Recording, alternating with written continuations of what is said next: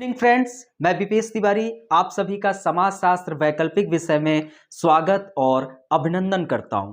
दोस्तों, आज आपकी बहुत ही महत्वपूर्ण क्लास होगी और दोस्तों यह जो क्लास है, अभी यूपीएससी ने जो समाजशास्त्र वैकल्पिक विषय का पेपर हुआ, उस पेपर का पूरा आज मैं एनालिसिस करूंगा। ये आप लोगों को 4 पार्ट में दिया जाएगा। एक पार्ट में जैसे समाजशास्त्र प्रथम प्रश्न पत्र को मैंने उठाया पूरे क्वेश्चन को एनालिसिस करने के लिए, तो क्या होगा, हम फर्स्ट पार्ट में फर्स्ट क्वेश्चन से 4 क्वेश्चन तक पूरा सॉल्व कराएंगे। फिर उसके बाद सेकंड पार्ट में 5वें क्वेश्चन से लेकर 8वें क्वेश्चन तक कराएंगे। ओके, और फिर ऐसे ही समाजशास्त्र द्वितीय प्रश्न पत्र का। दोस्तों, अभी तक हमने जो समाजशास्त्र वैकल्पिक विषय यूट्यूब पर पढ़ाया फ्री में और काफी कुछ पेड क्लासेस में, ठीक है, तो वहां से यूपीएससी ने डायरेक्ट प्रश्न पूछे। डायरेक्ट जो हेडिंग थी वहां से डायरेक्ट प्रश्न आए। मैंने कुछ टेस्ट पेपर भी लिया, उस टेस्ट पेपर से भी डायरेक्ट प्रश्न यूपीएससी ने पूछा।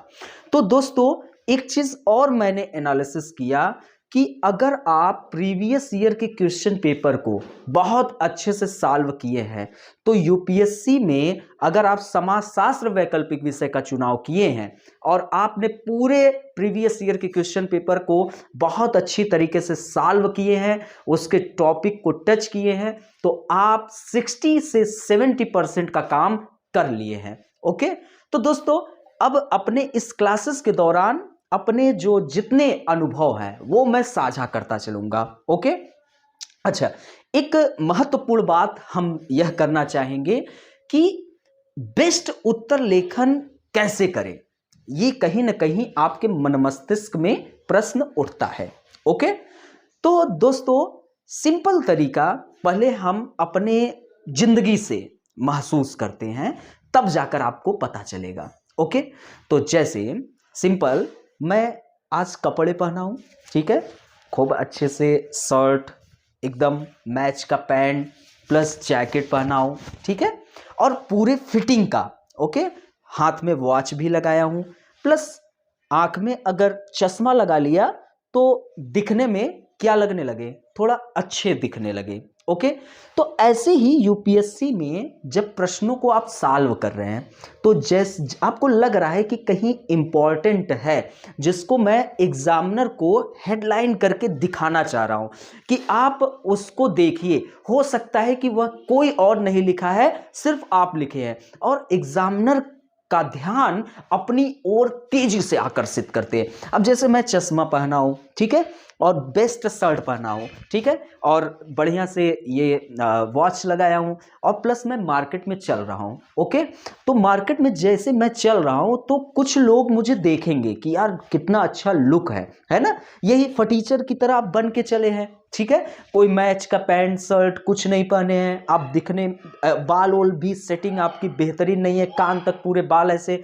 निकले हुए हैं, तो आपको लोग मतलब कि उतना लाइक नहीं करेंगे, है ना, उतना तेजी से आप लोगों के ऊपर अपना प्रभाव नहीं छोड़ सकते हैं। तो दोस्तों यही चीज अप्लाई आपको उत्तर लेखन में करनी है।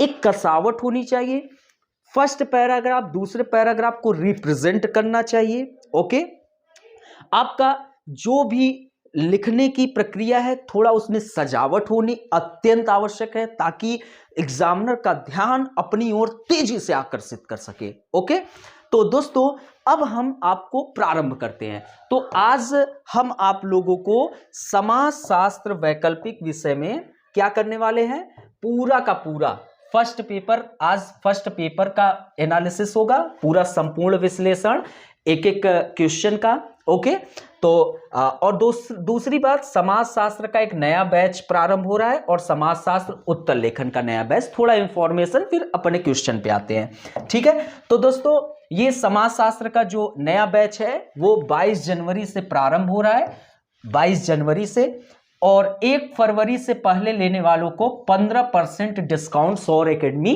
देगा। और दोस्तों इसकी फी है 16,000, और दोस्तों आप जितना जल्दी एडमिशन ले लेंगे आपके लिए फायदा है। प्लस आपके कोई संबंधी है वो लेना चाहे तो वो भी ले सकता है। ये कॉन्टेक्ट नंबर है 8004020005 9058805376। आप कांटेक्ट करिए। प्लस आपको कोई और ज्यादा विशेष प्रॉब्लम होगी तो संस्था उसको देखेगी। बाकी 1 फरवरी से पहले लेने पर 15% की अतिरिक्त छूट आपको संस्था दे रही है।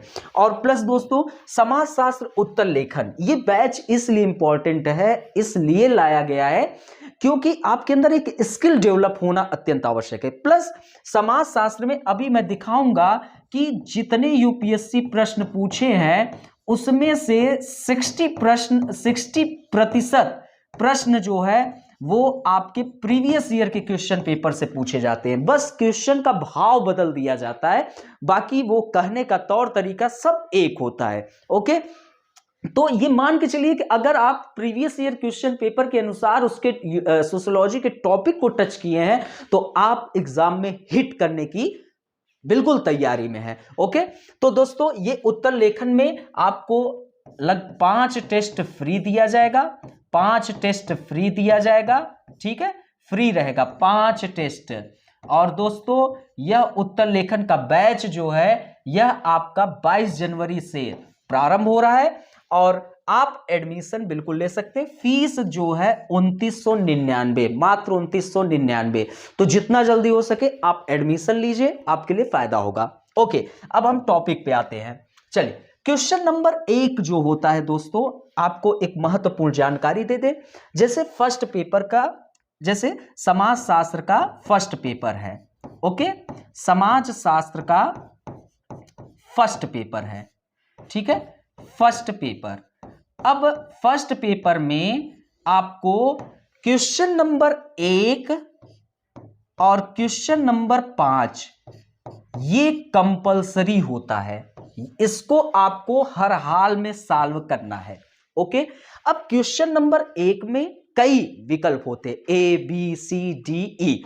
तो पांचों क्वेश्चन को, एक का मतलब कि आप ओनली 1 का ए नहीं सॉल्व करना है कि 1 का ए सॉल्व कर दिए, 2 का बी सॉल्व कर दिए, तो ऐसे नहीं। क्वेश्चन नंबर 1 के हर एक खंड को आपको हल करना ही करना है। Plus question number 5। ओके, अब मेरा एनालिसिस देखिए, मैं अब आगे की प्रक्रिया पर बात कर रहा हूं। मेरा जो एनालिसिस हुआ कि क्वेश्चन नंबर 1 में आपके जो प्रश्न रहते हैं, यदि आप सिलेबस को टच किए हैं, ओके, दूसरी चीज यूनिट 1 से 5 तक के क्वेश्चन आपको क्वेश्चन नंबर 1 में देखने को मिलेंगे। ये आपको मैं रणनीति तय कर रहा हूं। ओके, बिल्कुल ध्यान से समझिए, मैं आज एक समग्र विश्लेषण करके आपको सारी जानकारी दे रहा हूं। तो यूनिट 1 से यूनिट 5 तक के जो क्वेश्चन होते हैं वो यहां पे आपको मिलेंगे, 1 से 5 तक, तो ये ध्यान रखिए। और क्वेश्चन नंबर 5 में यूनिट 6 से 10 तक के आपको क्वेश्चन मिलते हैं। तो आपके क्वेश्चन नंबर 1 और 5 की तैयारी कुछ इस आधार पे होनी चाहिए। ओके, चल, तो ये आपको पता चल गया क्वेश्चन नंबर 1 और 5 कंपलसरी है। अब पूरे यूपीएससी में आपको कुल 5 प्रश्न लिखने रहते हैं, फर्स्ट पेपर में 5 और सेकंड पेपर में भी 5। तो यही प्रक्रिया सेकंड पेपर में भी है, क्वेश्चन नंबर 1 और 5 आपको हर हाल में सॉल्व करना है। फिर उसके अलावा खंड अ से या खंड ब से 3 क्वेश्चन आपको हल करना होता है। ओके, तो अब आप ये 3 जो प्रश्न बचते हैं वो खंड अ से चाहे आप तीनों कर लीजिए, चाहे खंड ब से 1-2 इसमें किए, खंड ब से 1 कर लिया। ओके, तो कुल मिलाकर 5 प्रश्न हो जाते हैं। अब ये देखिए ध्यान, खंड अ में जैसे आप दूसरा क्वेश्चन सॉल्व कर रहे हैं तो ए बी सी तीनों आपको सॉल्व करना है। ये नहीं कि 2 का ए बी कर लिया और नेक्स्ट क्वेश्चन का सी कर लिया, तो ऐसा नहीं।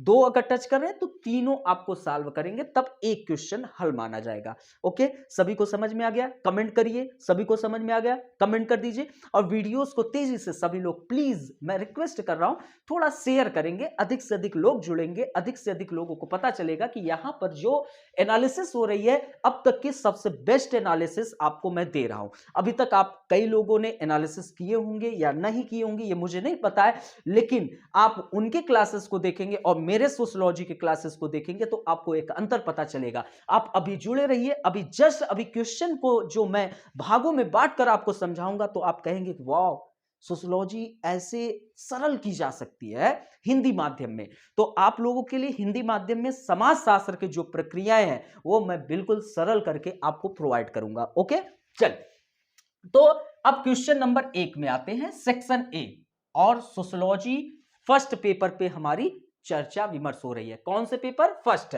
2021 के। ओके, तो 2021 के पेपर में जो है क्वेश्चन नंबर 1 दिया है, निम्नलिखित में से प्रत्येक प्रश्न का उत्तर लगभग 150 शब्दों में लिखना है। यहां पर अब आपकी रणनीति क्या होनी चाहिए?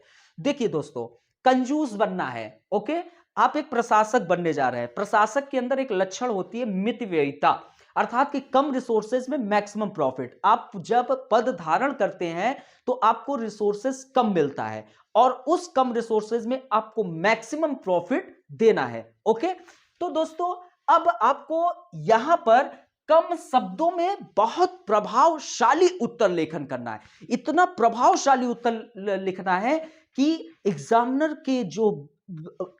कौन है? बूढ़ा व्यक्ति है और उसके चश्मे लटके हुए, और आप ऐसा उत्तर लिखिए कि उसके बूढ़ी आंखों में एक युवावस्था का क्या खून दौड़ उठे, है ना? तो ऐसे करके दिखाना है। ओके, तो निम्नलिखित में से प्रत्येक प्रश्न का उत्तर लगभग 150 शब्द में। तो आप क्वेश्चन को 140 शब्दों में कंप्लीट करने की कोशिश करिए। कितने? 140 वर्ड। ओके, 140 वर्ड में कंप्लीट करने की कोशिश करिए। 10 वर्ड यहां से बचाइए, कंजूसी करिए। ओके, 10 वर्ड्स आपको क्या करना है? कंजूसी करना है। यहां पर पैसे के लिए मक्खी चूस मत होना, पैसे खूब खर्च करो, बस यही है कि जरूरत के हिसाब से, जहां पर उसकी जरूरत है, और एंजॉय करो। ओके, तो 10 वर्ड बचाना है ताकि हम पूरे क्वेश्चन को अटेम्प्ट कर सके, क्योंकि जब हम पूरे क्वेश्चन को अटेम्प्ट करते हैं तो हमारे नंबर जो होते हैं वो बढ़ जाते हैं। लेकिन हम अगर एक क्वेश्चन छोड़ के ही चले आए तो क्या होगा? आप खुद सोचिए, तो कुछ नंबर नहीं मिलेगा, लेकिन कुछ लिखे हैं तो मिलेगा तो है ही। एग्जामिनर तो पागल है नहीं, देगा, बस उसको संतुष्ट करते रहिए। ओके, तो 140 वर्ड में हम लोग कंप्लीट करने की कोशिश करेंगे। ओके, फर्स्ट क्वेश्चन आपका पूछा, फर्स्ट क्वेश्चन यूपीएससी ने पूछा, यूरोप पहला और एकमात्र स्थान था जहां आधुनिकता का उदय हुआ, टिप्पणी कीजिए। ओके, अब देखिए, ऐसा उत्तर लेखन आपको कोई भी आज के YouTube के इतिहास में नहीं मिला होगा। आप जाके सर्च कर लीजिएगा, फिर मुझे बताना। तो इसके लिए आप प्लीज वीडियो को खूब शेयर करिए ताकि अधिक से अधिक लोगों को पता चले कि विपेश तिवारी भी सोशियोलॉजी बेस्ट तरीके से समझा रहे हैं। ओके, आप मेरे पिछले क्लासेस भी देख सकते हैं, सारे चीजें मैं चर्चा किया हूं क्लास में, यूट्यूब पे आप खुद जाकर देख सकते हैं वीडियोस। आप थोड़ा सा पीछे जाइए वीडियोस में, आपको ये सब मैं अपने क्लास में चर्चा कर चुका हूं।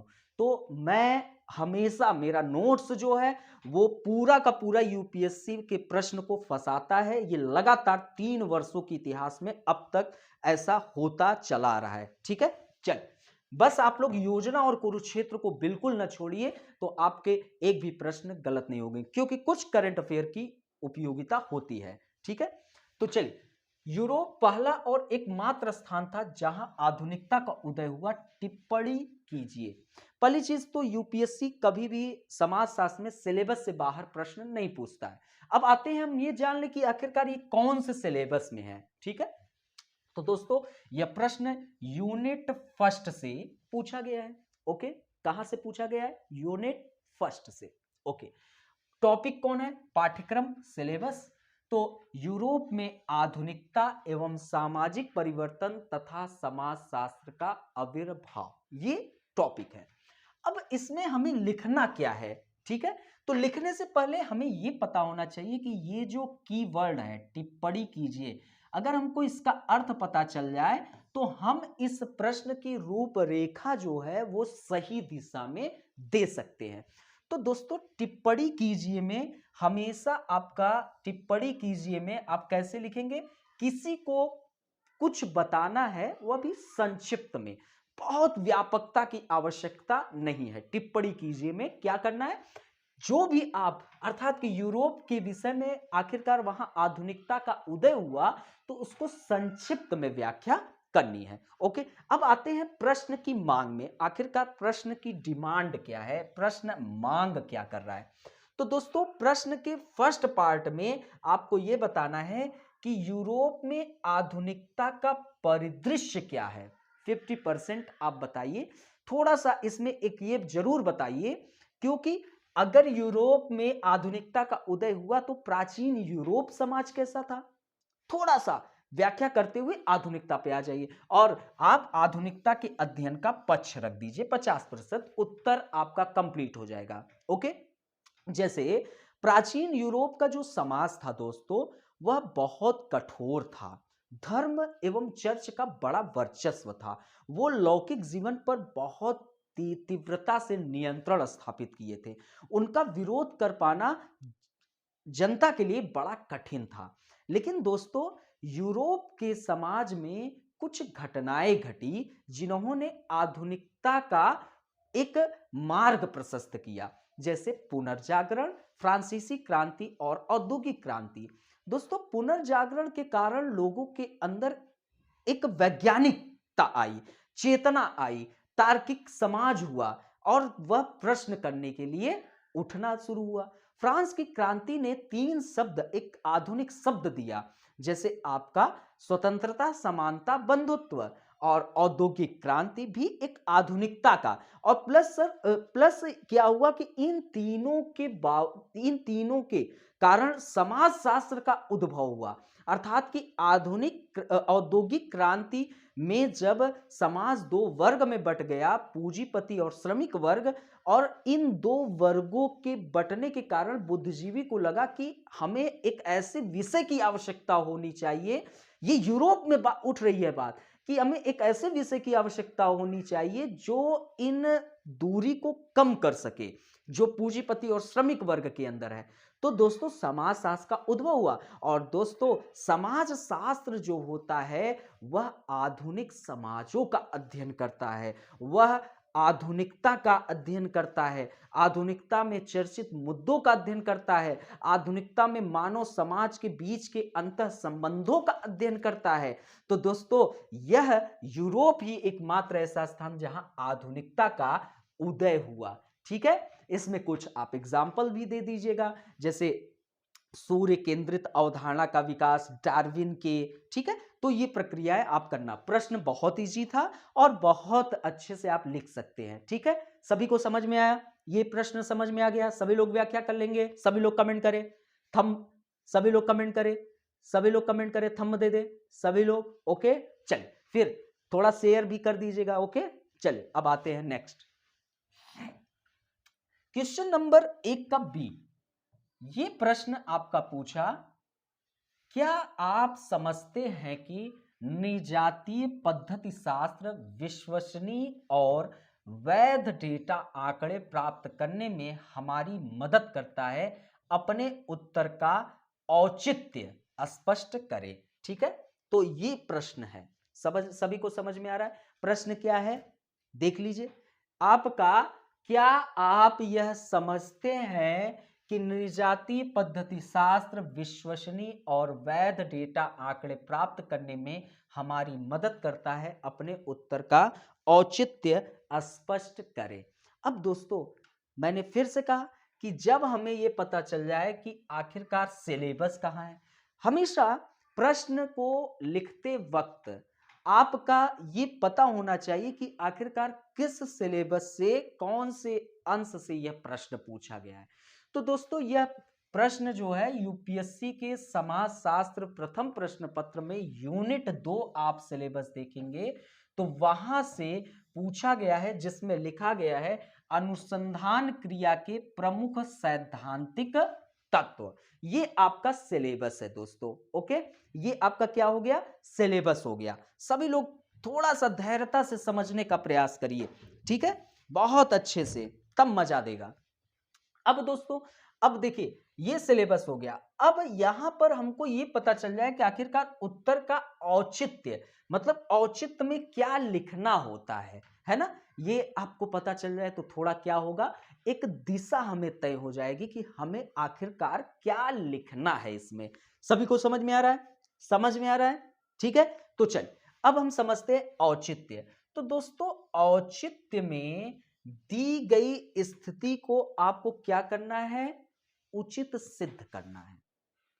दी गई स्थिति को क्या करना है, उचित सिद्ध करना है। उदाहरण, साक्ष्य एवं मतों के द्वारा असहमत होने पर कारण लिखना चाहिए। औचित्य में आप यदि असहमत हैं तो आप उदाहरण, साक्ष्य प्रस्तुत करिए, मत अपने दीजिए और कारण के साथ बताइए, तब जाकर यदि आप असहमति दे रहे हैं, अन्यथा दी गई स्थिति को आपको उचित सिद्ध करना है, ठीक है। अब प्रश्न की डिमांड में आते हैं। तो प्रश्न क्या पूछा है, क्या आप यह समझते हैं कि निर्णय पद्धति शास्त्र विश्वसनीय और वैध डेटा आंकड़े प्राप्त करने में हमारी मदद करता है, ठीक है। तो प्रश्न की मांग में पहला काम आप बताएं कि निर्णय पद्धति शास्त्र आखिरकार है क्या, और इसको कितना बस बताना है, 20%। 150 वर्ड में लिखना है तो हमने क्या कहा, कोशिश यह करना है कि 140 वर्ड में कंप्लीट कर लेना है। तो निर्णय पद्धति शास्त्र क्या है, इसको हमको 20% समझा देना है, 20%।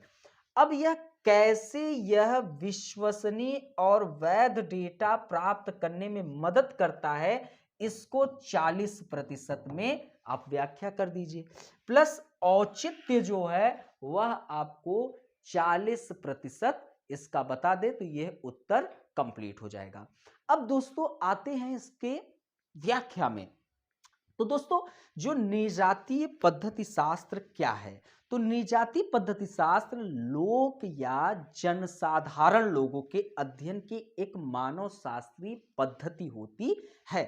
अब दोस्तों निर्णय विधि का प्रमुख कार्य क्या होता है, तो ये जानना अत्यंत आवश्यक है कि कोई व्यक्ति किस प्रकार सामाजिक अंतःक्रियाओं के दौरान संकेतात्मक अभिव्यक्तियों को अर्थ प्रदान करता है। और इस दृष्टिकोण के जो प्रमुख प्रवर्तक माने जाते हैं वो हेराल्ड गारफिंकल माने जाते हैं, और उन्होंने अपनी प्रमुख पुस्तक स्टडीज इन मेथोडोलॉजी में इसकी व्याख्या प्रस्तुत किया, ठीक है। तो ये निर्णय पद्धति शास्त्र को आप थोड़ा सा बताइए कि हेराल्ड जो गारफिंकल थे उन्होंने इस शब्द को जन्म दिया, मतलब कि इसके प्रमुख प्रवर्तक हैं, और उनकी जो प्रमुख पुस्तक थी स्टडीज इन इथनोमेथोडोलॉजी में इन्होंने इसको प्रस्तुत किया।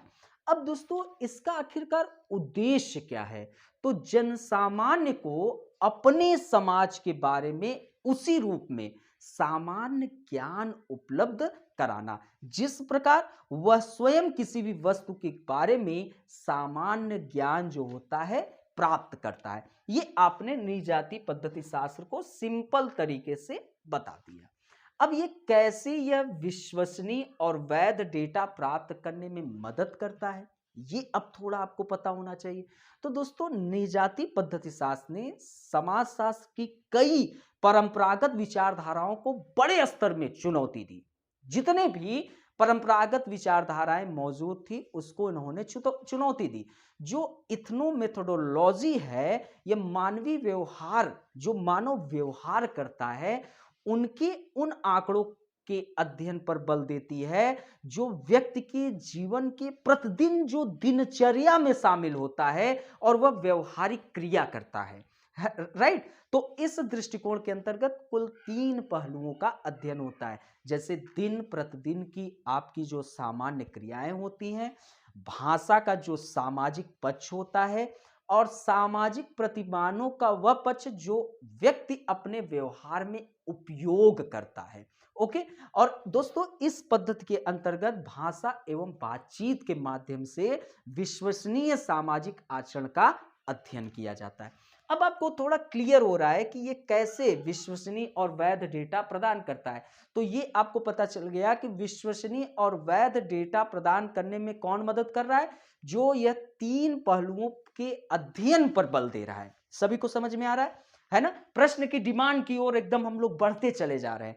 अब दोस्तों इसके औचित्य में अगर थोड़ा आए तो निजाति पद्धति शास्त्र को मानने वाले सामाजिक अंतःक्रिया के माध्यम से जिस सामाजिक यथार्थ का निर्माण होता है उसके अध्ययन पर क्या देते हैं, बल देते हैं। ठीक है, तो इसके प्रवर्तक सामाजिक संरचना को क्या करते हैं, एक परिवर्तनशील घटना मानते हैं कि जो सामाजिक संरचना होती है वह एक परिवर्तनशील घटना होती है।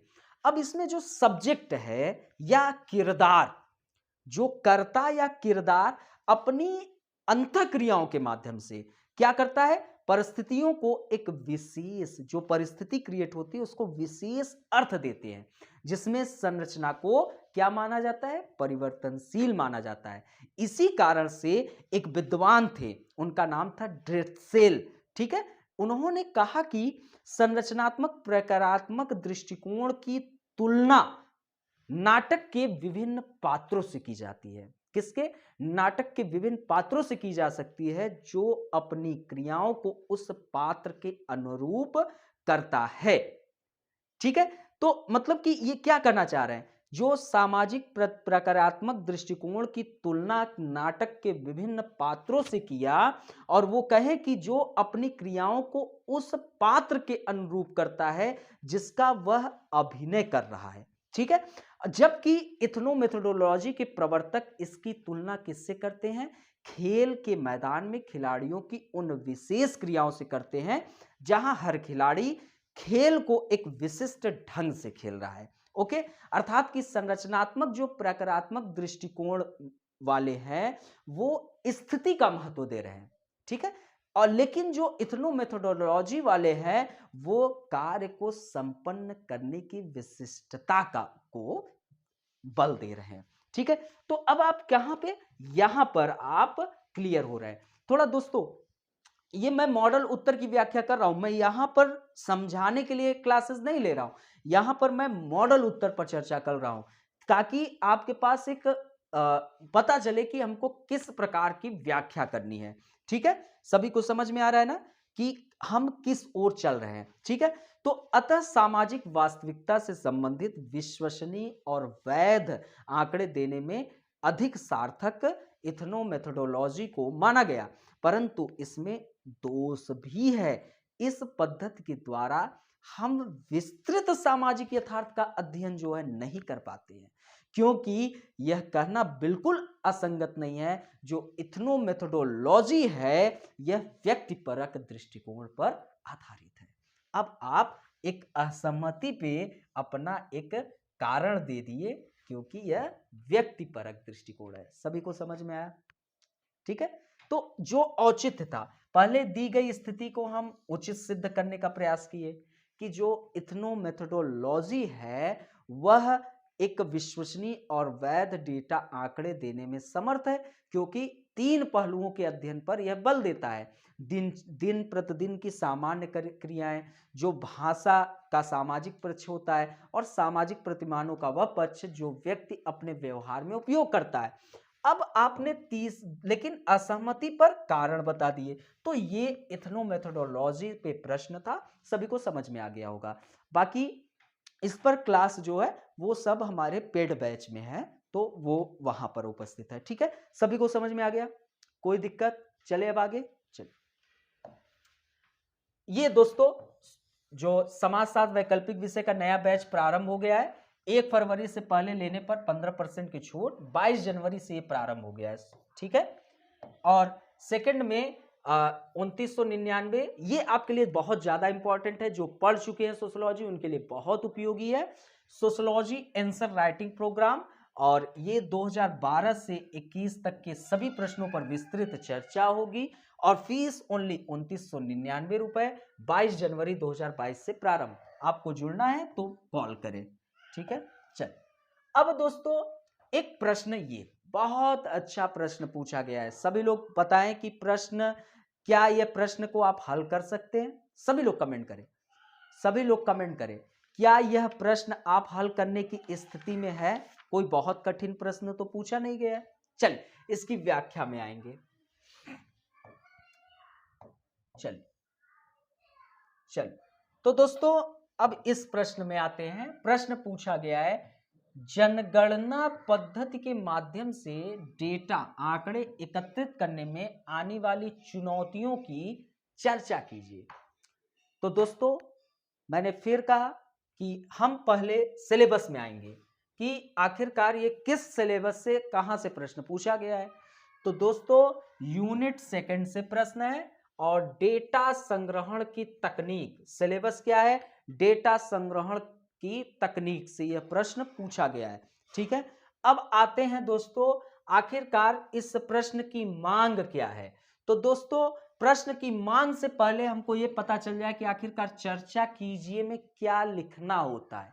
तो दोस्तों चर्चा कीजिए में ज्यादा विश्लेषण की आवश्यकता नहीं है, जो पूछा गया है उसी को आप बता दें। बहुत ज्यादा विश्लेषण न करिए, अपना बहुत ज्यादा दिमाग लगाने की आवश्यकता नहीं है, जो पूछा गया है उसकी व्याख्या कर दीजिए। तो पूछा गया है जनगणना पद्धति के माध्यम से डेटा आंकड़े एकत्रित करने में आने वाली चुनौतियों की चर्चा कीजिए। तो दोस्तों इसमें आपको बताना है कि जनगणना पद्धति पहले है क्या। 10% आप ये बता दें कि जनगणना पद्धति आखिरकार होता क्या है। ठीक है, फिर द्वितीय स्थान पे आप बताइए कि इसका थोड़ा सा महत्व आखिरकार क्या है। 20%, 20% आपको यह बताना है कि जनगणना का आखिरकार इंपॉर्टेंस क्या है, महत्व क्या है। फिर दोस्तों अब आप आ जाइए कि जनगणना पद्धति द्वारा आंकड़ों को एकत्रित करने में आने वाली चुनौती क्या है, इसकी 70% व्याख्या कर देंगे तो ये आपका उत्तर जो है एकदम मॉडल उत्तर हो जाएगा। समझ में आया? सभी को समझ में आया? तो दोस्तों जनगणना पद्धति आखिरकार है क्या? तो सिंपल कि यह जनगणना पद्धति को हम एक और नाम से जानते हैं, पूर्ण गणना सर्वेक्षण विधि भी हम इसको कहते हैं।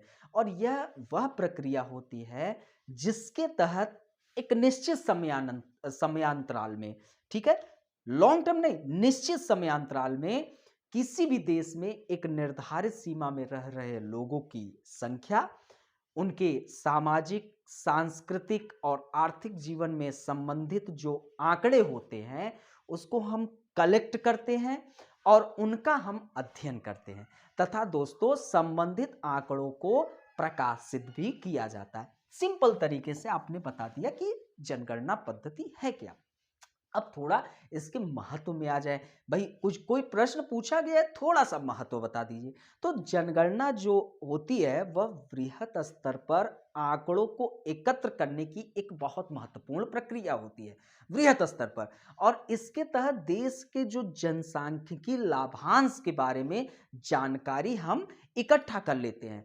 ठीक है, और जो किसमें लाभ देता है, तो देश के नीति निर्माण के साथ कई अन्य उद्देश्य के लिए बहुत महत्वपूर्ण मानी जाती है जनगणना दोस्तों।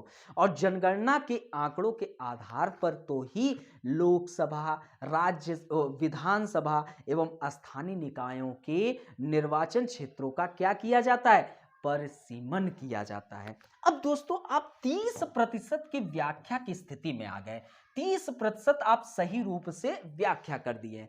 अब मेन कहां पे आना है कि जनगणना के दौरान जब हम आंकड़े इकट्ठा करते हैं तो क्या चुनौती आती है।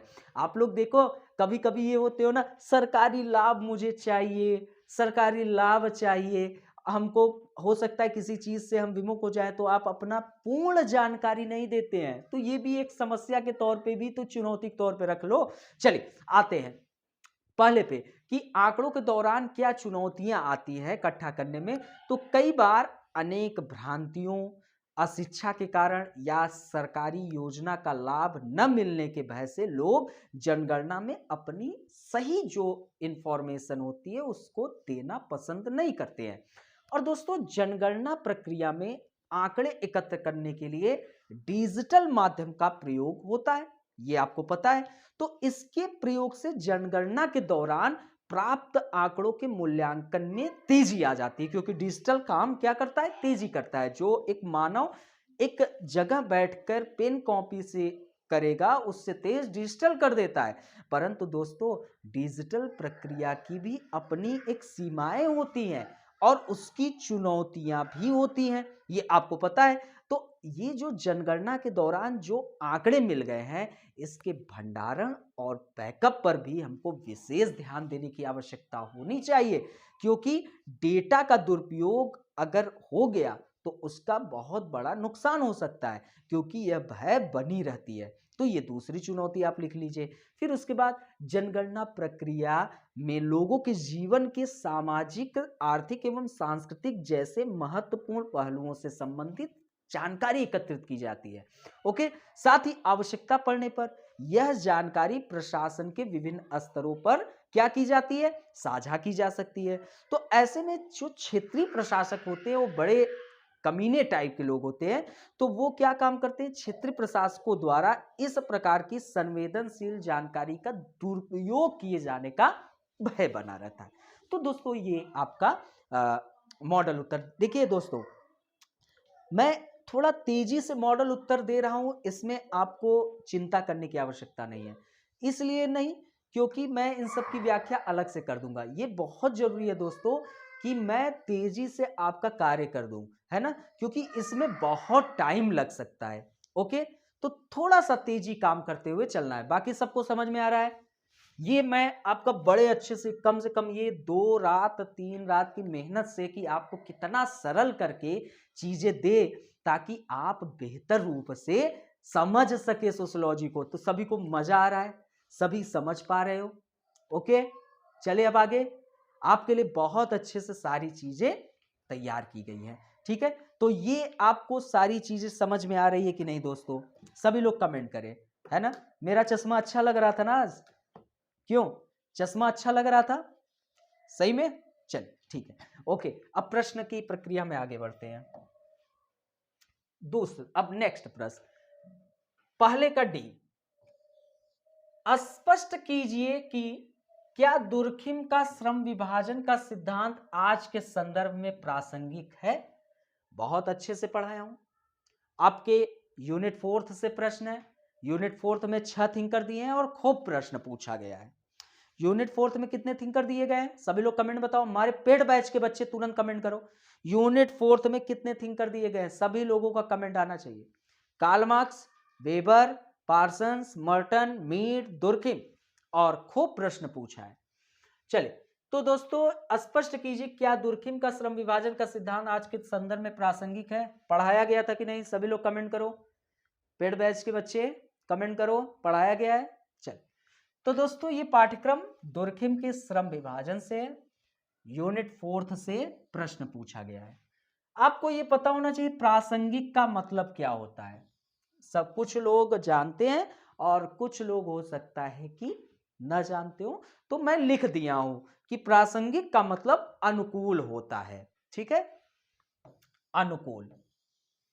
चल, अब इसमें प्रश्न आखिरकार मांग क्या कर रहा है, प्रश्न की डिमांड क्या है, ये जानना अत्यंत आवश्यक है।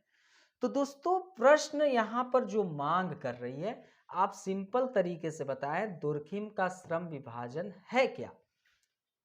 50 से 60% आप बता दीजिए कि दुर्खिम का श्रम विभाजन है क्या। अब जब श्रम विभाजन आप लोगों ने बता दिया, तो इसकी प्रासंगिकता को 40% बता दीजिए, तो आपका यह उत्तर क्लियर हो जाएगा। तो दोस्तों श्रम विभाजन जो दुर्खिम का था वह किसने दिया था? सर्वप्रथम श्रम विभाजन का सिद्धांत किसने दिया था? आप सभी लोग को पढ़ाया हो, कमेंट करके बताओ किसने दिया था, कौन? ओके, तो एडम स्मिथ। कौन? Adam Smith. तो श्रम विभाजन की जो अवधारणा थी, अब हम आते हैं अपने इस फेज में, इस फेज की व्याख्या में। दुर्खिम का श्रम विभाजन क्या है? तो दोस्तों श्रम विभाजन की अवधारणा एडम स्मिथ साहब ने दिया था और क्या कहा कि श्रम विभाजन एक प्रक्रिया है जिसमें किसी जटिल क्रिया को हम साधारण हिस्सों में क्या करते हैं, विभाजित करते हैं और अलग अलग लोगों में यह विभाजित कर दिया जाता है। ठीक है, तो अब यहां पर हमको क्या समझना है, देखिए हम लोग फर्स्ट पार्ट का, पहली चीज आपको ये क्लियर हो जाए, हम लोग फर्स्ट पार्ट की व्याख्या में चर्चा कर रहे हैं, फिर प्रासंगिकता पे आएंगे। तो प्रश्न देखिए, स्पष्ट कीजिए कि क्या दुर्खिम का श्रम विभाजन का सिद्धांत आज के संदर्भ में प्रासंगिक है। तो भाई पहले बताना होगा कि दुर्खिम का श्रम विभाजन का सिद्धांत क्या है, तो ये सभी लोग कमेंट करो, क्लियर है ना। फिर आज के संदर्भ में प्रासंगिकता का ये व्याख्या। तो दोस्तों एडम स्मिथ ने श्रम विभाजन की अवधारणा दी फर्स्ट टाइम, और वो बताते हैं कि क्या बताते हैं कि श्रम विभाजन एक प्रक्रिया है जिसमें किसी जटिल क्रिया को साधारण हिस्सों में विभाजित कर अलग अलग लोगों में विभाजित किया जाता है जो कि उस क्षेत्र के विशेषज्ञ होते हैं। परंतु स्मिथ ने श्रम विभाजन को आर्थिक क्रियाओं तक सीमित रखा। अर्थशास्त्री थे, अर्थशास्त्र के जनक कौन, एडम स्मिथ। तो ये आर्थिक क्रियाओं तक ही सीमित रखा और कहा कि यह औद्योगिकरण की प्रक्रिया का परिणाम है। दुर्खिम ने कहा कि यह सिर्फ आर्थिक क्रियाओं तक सीमित नहीं है। दुर्खिम अब क्या कहते हैं कि सिर्फ, देखिए गलत गलत एडम स्मिथ साहब, ये आर्थिक क्रियाओं तक ही सीमित नहीं है, यह औद्योगिकीकरण की प्रक्रिया के पीछे एक कारण है। स्मिथ ने क्या कहा, एक परिणाम है, इन्होंने कहा नहीं, पीछे एक कारण है। दुर्खिम ने जो श्रम विभाजन की अवधारणा दी थी, वह अवधारणा समाज, यह बताना चाहते हैं श्रम विभाजन के द्वारा कि समाज में एकता को कैसे जन्म दिया जा सकता है। ठीक है, और इसके लिए उन्होंने समाज को दो हिस्सों में बांट दिया।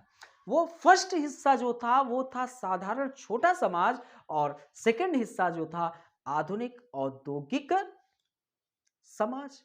ठीक है, तो सभी को समझ में आ रहा है, वृहत आधुनिक औद्योगिक समाज सेकंड था, फर्स्ट साधारण छोटा समाज।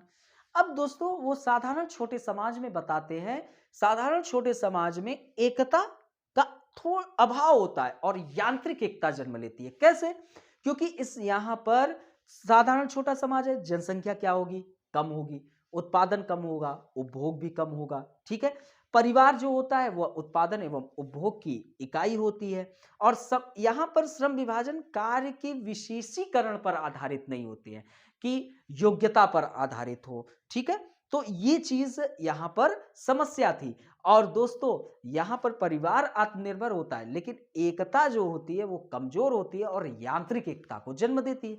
लेकिन जैसे जैसे हमारा जो समाज है वो वृहद आधुनिक औद्योगिक समाज में परिवर्तित होता है, जनसंख्या तेजी से बढ़ने लगती है, तो दोस्तों क्या होता है, अब जनसंख्या वृद्धि होगी तो डिमांड बढ़ेगा, और दोस्तों फिर उपभोग भी बढ़ेगा, उत्पादन भी अधिक होगा। अब इसके कारण श्रम विभाजन योग्यता पर हो जाती है, श्रम विभाजन कार्य के विशेषीकरण पर आधारित हो जाती है, और दोस्तों समाज में अलग अलग समूहों की जिम्मेदारियां जो होती हैं वो बिल्कुल बढ़ जाती है। अतः लोग एक दूसरे के योगदान देने के उद्देश्य से किसी व्यक्ति विशेष योगदान को अहमियत दी जाती है। अतः एक दूसरे पर आश्रितता के कारण यहां पर एकता उत्पन्न हो जाती है, और इसी को उन्होंने सावयवी एकता कहा। अब आपने ये फेज की व्याख्या कर ली, अब आ जाइए यहां पर। तो दोस्तों श्रम विभाजन का यह प्रतिरूप आज भी प्रासंगिक है, और इसको हम कुछ रूपों में देख सकते हैं। जैसे फर्स्ट में आप बता दिया कि इसमें व्यक्ति को कोई विशेष कार्य करना होता है जिसमें व्यक्ति उस कार्य में विशेषज्ञता प्राप्त करता है, और कार्य का श्रेष्ठ संपादन भी संभव होता है। एग्जाम्पल के तौर पे प्रशासन में श्रम विभाजन होता है कि नहीं। अब ये नहीं है कि पुलिस को एसपी बना दिया जाए, भाई पुलिस का जो एक पुलिस है उसकी अपनी योग्यता के अनुसार उसको अपना पद दिया गया है और उसको अपना प्राधिकार सौंपा गया है। ये नहीं है कि वह एसपी के प्राधिकार को धारण कर लेगा, क्या कर लेगा, नहीं ना। ओके, समझ में आ रहा है, बहुत अच्छे से व्याख्या किया हूं। तो अब ये समझ गए आप लोग। दूसरे स्थान पे कह सकते हैं कि श्रम विभाजन एवं विशेषीकरण से जब आप सोचो स्वयं में कि आपको जब आपकी योग्यता के अनुसार चीजें मिलती है तो उससे नवीन आविष्कार जन्म होते हैं कि नहीं होते हैं? सभी लोग कमेंट करो। तो नवीन आविष्कारों की संभावनाएं बढ़ जाती है। उन्होंने दुर्खिम साहब की जो दृष्टि थी वो दूरदृष्टि थी, ठीक है, और प्रगति का मार्ग प्रशस्त होता है। इसमें दोस्तों तीसरे स्थान पर लिख दीजिए कि इसमें सामाजिक आवश्यकताओं के आधार पर अंतर संबंध, अंतर निर्भरता अर्थात साविविकता बनी रहती है, और दोस्तों इससे व्यक्तिगत गुण एवं व्यक्तिगत स्वतंत्रता को बढ़ावा मिलता है। तो दोस्तों ये फर्स्ट का डी एनालिसिस हो गया। सभी को समझ में आ रहा है? किसी को कोई भी दिक्कत हो तो प्रश्न पूछ ले। सभी लोग, सभी को क्लियर हो रहा है ना? किसी को कोई भी दिक्कत हो तो वह प्रश्न पूछ ले। थोड़ा सा वेट कर लीजिए, थोड़ा सा दिक्कत आ रही है, 1 मिनट। सभी को समझ में आ रहा है ना? किसी को कोई भी दिक्कत हो तो वह प्रश्न पूछ सकता है, ठीक है? तब तक आप प्रश्न रख लीजिए, हम थोड़ा इसको सही कर लें, ठीक है? चल, सभी को समझ में आ रहा है ना? ठीक है, हाँ ठीक है। थोड़ा सा मैं चेक करना चाह रहा था कि आखिरकार वीडियो जो है पूरा क्लियर बन रहा है कि नहीं, है ना? तो अच्छा बन रहा है, ओके। सभी लोग, आप लोगों के लिए मैंने अच्छे से मॉडल उत्तर तैयार किया ताकि आप लोगों के लिए अच्छा हो सके कुछ कार्य। चलिए, ये समाजशास्त्र का नया बैच आप लोगों के लिए प्रारंभ हो गया है। फीस 16,000 है। 1 फरवरी से पहले लेने पर 15% की छूट, 22 जनवरी से प्रारंभ हो रहा है। कांटेक्ट करने के लिए आप यहां पर संपर्क कर सकते हैं, ठीक है? ये एक इंफॉर्मेशन है। और दोस्तों आंसर राइटिंग का भी बैच प्रारंभ हो गया है। कुछ नहीं, इस जो पढ़ चुके हैं समाजशास्त्र उनके लिए ये आंसर राइटिंग का बैच रामबाण साबित हो सकता है। 2999 फीस है, 22 जनवरी से प्रारंभ हो रहा है, और 2012 से लेकर 2021 तक के सभी प्रश्नों पर विस्तृत चर्चा होगी। आप सभी प्रश्न को हल कर लेने के तत्पश्चात आप देखिए, ये क्लासेस अभी मैं तेजी से कर रहा हूं। फिर से जो एडमिशन लेंगे उनके लिए मैं, क्योंकि तब मैं अभी एक क्लासेस में ही मैं इतना प्रश्न चर्चा कर रहा हूं, वहां पर बेकायदे एक प्रश्न की चर्चा होगी। और दोस्तों यहां, और एक बार आप पूरे यूपीएससी के समाजशास्त्र के प्रश्न को सॉल्व कर लेते हैं तो आप यूपीएससी के समाजशास्त्र में वैकल्पिक विषय में 60% की पकड़ बना लिए, ठीक है? और योजना कुरुक्षेत्र बस रख लीजिए, आपका पूरा 100% क्लियर हो जाएगा। 100%, बस योजना कुरुक्षेत्र मत छोड़ना। चलिए अब आते हैं नेक्स्ट प्रश्न। बहुत अच्छा प्रश्न। अब आप ये बताइए, क्या इस प्रश्न को, क्या मैं इसको पढ़ाया नहीं हूं? आप ही लोग बताइए, क्या मैं इसको पढ़ाया नहीं हूं? सभी लोग कमेंट करके बताएं। खूब अच्छे से पढ़ाया हूं, है ना? पूछ रहा है कि मैक्स वेबर के सामाजिक स्तरीकरण सिद्धांत का समालोचनात्मक क्या करना है? परीक्षण कीजिए। अब जहां पर समालोचना, पहली चीज तो हम सिलेबस पे आ जाए तो ये आपको पता चल गया कि सिलेबस यूनिट 4 से प्रश्न है। अभी तक आप लोगों ने देखा कि यूनिट 1 से आपको प्रश्न मिले, यूनिट में देखा अभी तक 1 से मिला, राइट? फर्स्ट क्वेश्चन में बता रहे हैं। यूनिट 2 से मिला, राइट? और 4th से मिला, राइट?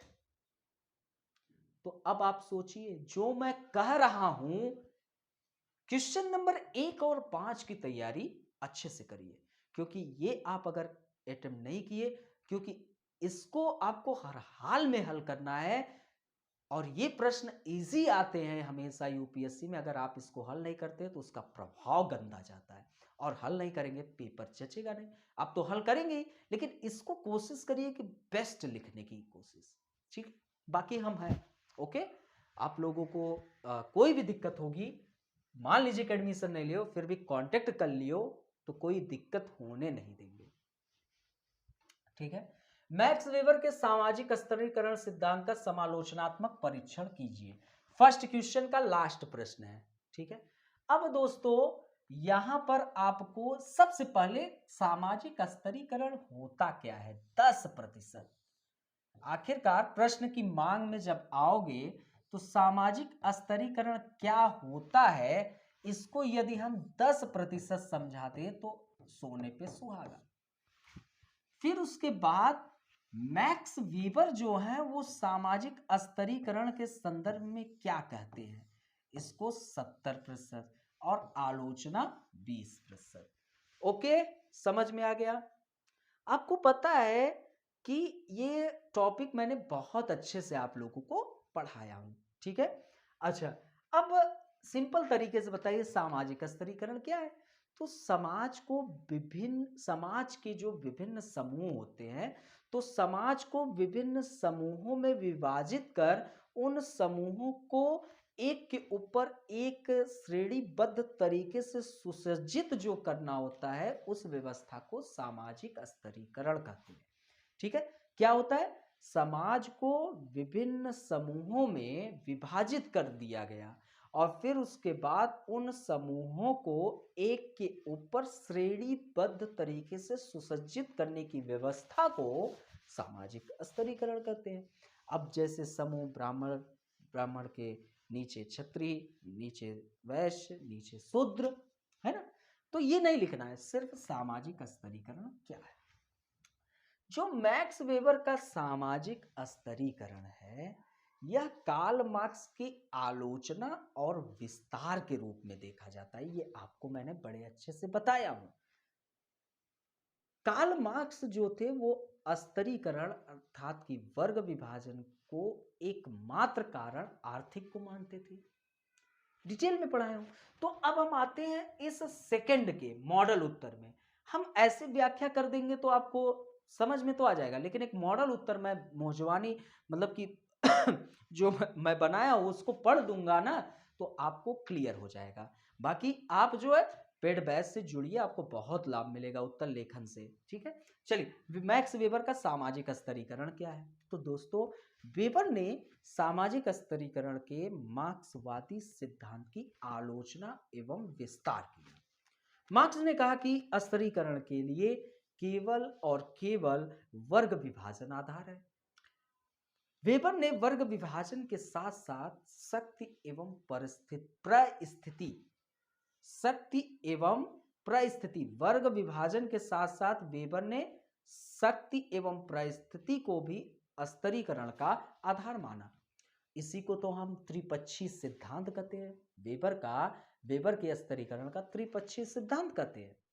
दोस्तों वेबर ने आर्थिक असमानता को वर्ग उत्पत्ति का कारण माना और वर्ग स्थिति को उन्होंने बाजारी स्थिति से तुलना की, जो जीवन की क्षमता या संभावना को दर्शाती है। ये आपने वर्ग विभाजन बता दिया, पहला कारण। दूसरा आपने बताया कि परिस्थिति की जो उत्पत्ति होती है वह सम्मान एवं प्रतिष्ठा के असमान वितरण के कारण होती है।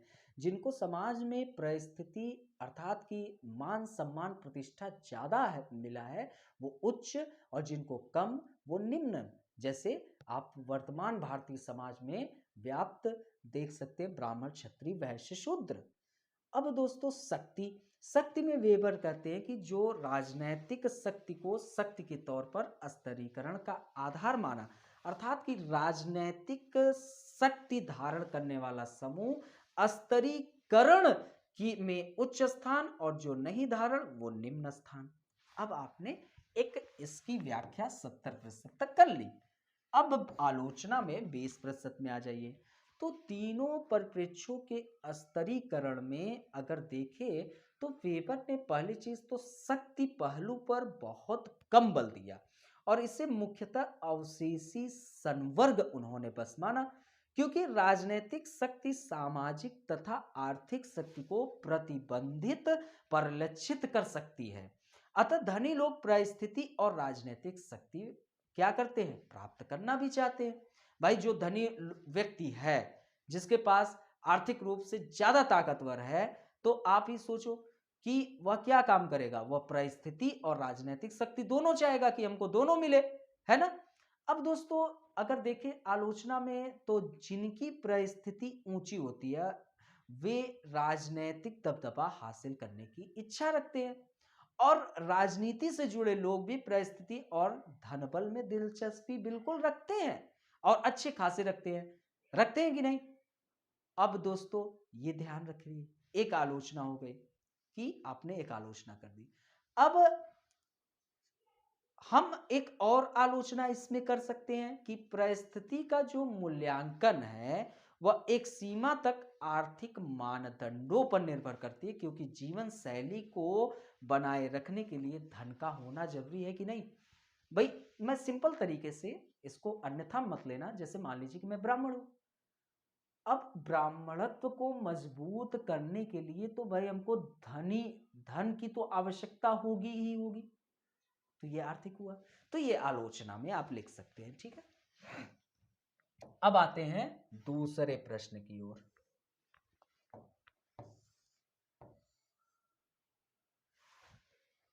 देखिए ये प्रश्न बहुत इजी है, आप लोगों को बिल्कुल अच्छे से पता है, मैंने बहुत अच्छे से इस प्रश्न को पढ़ाया भी हूं। सभी लोग कमेंट करें कि ये प्रश्न इजी है कि नहीं।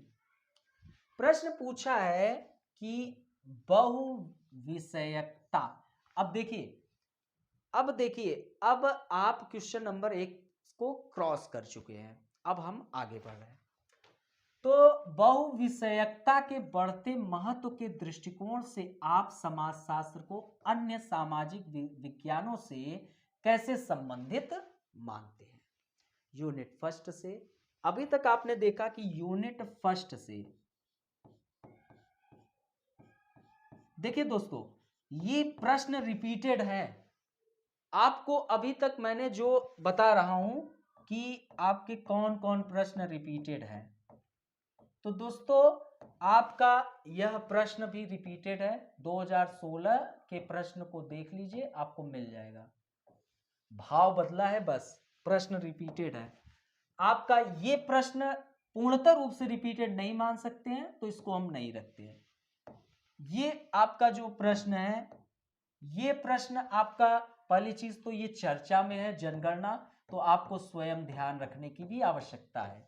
और डाटा, आपका ये प्रश्न रिपीटेड है, आपका यह प्रश्न भी रिपीटेड ही है, ठीक है, और डायरेक्ट सिलेबस से है। अब आते हैं इस पे। तो दोस्तों बहुविषयकता के बढ़ते महत्व के दृष्टिकोण से आप समाजशास्त्र को अन्य सामाजिक विज्ञानों से कैसे संबंधित मानते हैं। तो पहली चीज ये जानते रहिए, यह जो प्रश्न है ये फर्स्ट यूनिट से पूछा गया है, और फर्स्ट यूनिट के सिलेबस में अगर जाएंगे तो आपका समाजशास्त्र का अन्य सामाजिक विज्ञानों से क्या संबंध है, ठीक है। अब दोस्तों यह जो है इसको आप कैसे पार्ट में बांटते हैं, तो पहले आप बताएं कि समाजशास्त्र का प्रारंभिक उद्देश्य बहुविषयकता के संबंध में क्या दृष्टिकोण 15%, फिर समाजशास्त्र का अन्य सामाजिक विज्ञानों से संबंध। अब इसमें जो अन्य विज्ञानों से संबंध है, तो इसमें आपको क्या क्या करना है, समाजशास्त्र का अर्थशास्त्र से 15%, समाजशास्त्र का राजनीति शास्त्र से 15%, समाजशास्त्र का मनोविज्ञान से 15%, समाजशास्त्र का इतिहास से 15%, और समाजशास्त्र का मानव विज्ञान से 15%, ठीक है। तो समाजशास्त्र का अन्य सामाजिक विज्ञानों से संबंध जो 75% देना है, तो इसमें अन्य अन्य विषयों का जो संबंध है उसको 15-15% में डिवाइड करके आप कर दीजिए। तो अब देखिए बहुविषयकता के बढ़ते महत्व के दृष्टिकोण से, तो थोड़ा सा आप बताइए कि क्यों उसका महत्व बढ़ा बहुविषयक का। बहुविषयक मतलब आप क्या समझ रहे हैं बहुविषयक मतलब कि बड़ा अप्रोच, मल्टी। ठीक है, तो दोस्तों अब आप समाजशास्त्र को अन्य सामाजिक विज्ञानों से कैसे संबंधित मानते हैं? तो ये संबंध, अब निष्कर्ष जो है 10% आप दे दीजिए, तो प्रश्न की मांग जो है वो क्लियर हो जाएगी। ठीक है, तो दोस्तों अब आते हैं, थोड़ा इसकी चर्चा तो जरूर कर देते हैं। तो दोस्तों समाजशास्त्र का जो उद्भव है वो यूरोपीय समाज में उत्पन्न हुआ। तो इसको हम व्यापक परिवर्तन से जोड़कर देखते हैं। 19वीं सदी का जो दौर था यूरोप में, वहां पर बदलाव बहुत तेजी से शुरू हुआ। और आप देखिए तो बौद्धिक वर्ग जो थे, बौद्धिक वर्गों में जो समाजशास्त्र के पितामह माने जाते हैं अगस्त काम्ट, उनका मानना था कि समाज शास्त्र के माध्यम से समाज शास्त्र के माध्यम से समाज का वैज्ञानिक अध्ययन कर मनुष्य के व्यवहारों को नियंत्रित करने वाले नियमों को जन्म दिया जा सकता है। ठीक है, उन्होंने इसे अन्य सामाजिक विज्ञानों से अलग एक प्राकृतिक विज्ञान के रूप में प्रतिपादित करने का अगस्त काम्टे ने एक प्रयत्न किया, एवं अपने विज्ञान की श्रेणी के क्रम में समाजशास्त्र को उन्होंने शीर्ष पर रखा। ये ध्यान रखिएगा, शीर्ष पर रखते हुए सभी विज्ञानों की रानी तक कह डाला समाजशास्त्र को। लेकिन दोस्तों बाद में क्या हुआ, कालांतर में विभिन्न चिंतकों एवं समाजशास्त्रियों ने समाजशास्त्र के जो दायरा था उसको और व्यापक एक बड़ी रेखा खींचने की कोशिश की। अब उस रेखा में अन्य सामाजिक विज्ञानों का समन्वय भी स्थापित करना शुरू हुआ, प्रयत्न किए। वस्तुतः समाजशास्त्र समाज का अध्ययन है एवं आर्थिक क्रियाएं। अब देखिए समाजशास्त्र समाज का अध्ययन करता है, समाज में उपस्थित मानव समाज में उपस्थित सदस्यों के बीच के अंतर संबंधों का अध्ययन होता है। लेकिन दोस्तों इसी समाजशास्त्र के एक भाग में आर्थिक क्रिया, आप घर चलाएंगे किससे? अर्थ से ही चलाएंगे, तो वो भी समाजशास्त्र। लोगों की रक्षा के लिए राजनीतिक प्रक्रिया, आत्महत्या कोई कर रहा है तो मनोवैज्ञानिक प्रक्रिया, है ना। तो अब इन सब का क्या हुआ, समन्वय हुआ। वही कालांतर में मीड, ब्लूमर एवं कूले के नेतृत्व में प्रतीकात्मक अंतःक्रियावादियों ने दोनों विषय को काफी करीब भी ले आया। तो समझ गए हैं आप। तो ये आपने थोड़ा सा 15%। देखिए अब 20 नंबर के प्रश्न है। अब ये जो प्रश्न है दूसरे से, देखिए अभी तक क्वेश्चन नंबर 1 जो था वो 150 शब्द का था, ठीक है।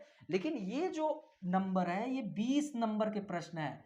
अब यहां पर 250 शब्द के लिखने हैं, और 250 शब्द में आपको कंप्लीट करना है 230 वर्ड में।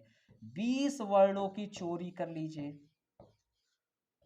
यहां पर थोड़ा मैं चोर बनने के लिए आपको विवश कर रहा हूं, इसके लिए बहुत आपके लिए क्षमा प्रार्थी हूं।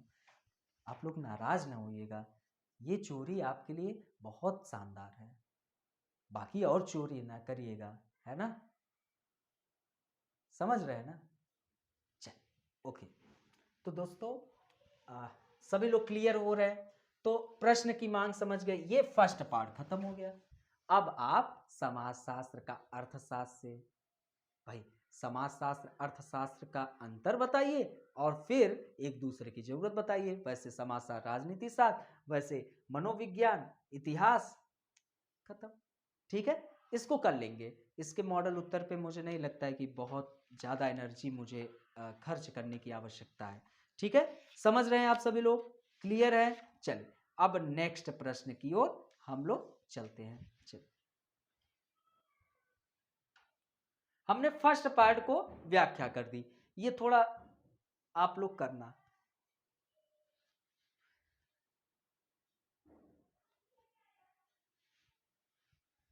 अब जो प्रश्न पूछा गया है ये यूनिट सेकंड से पूछा गया है। प्रश्न पूछा गया है, सामाजिक वास्तविकता को समझने के लिए प्रत्यक्षवादी दृष्टिकोण का उपयोग करने में समाजशास्त्रियों को कहां तक उचित ठहराया जा सकता है। ठीक है, तो ये प्रश्न पूछा गया है, आप लोग देख लीजिएगा। और दोस्तों इसमें लिखा है कि उपर्युक्त दृष्टांतों के साथ समझाइए। यहां पर प्रश्न पूरा कर देता हूं, उपर्युक्त दृष्टांतों के साथ समझाइए।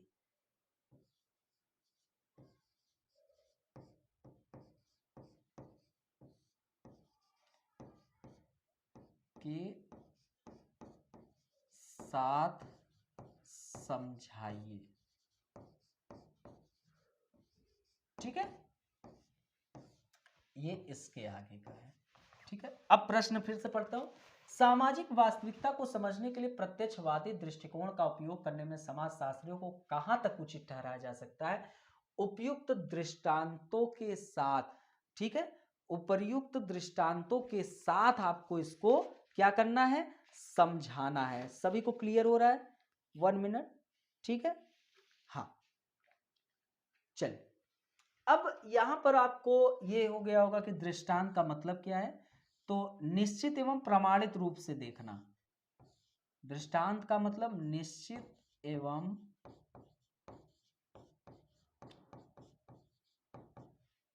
प्रमाणित रूप से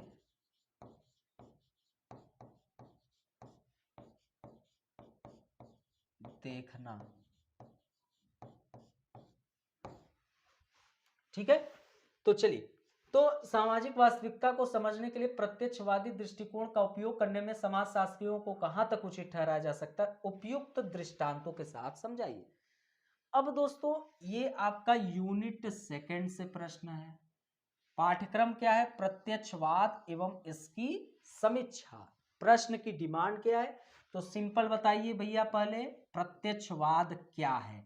क्या है? सामाजिक वास्तविकता को समझने के लिए प्रत्यक्षवादी दृष्टिकोण। तो पहले प्रत्यक्षवाद होता क्या है, इसको आप 20% समझाइए। अब समाजशास्त्रियों का दृष्टिकोण प्रत्यक्षवाद के संदर्भ में क्या है? 50%।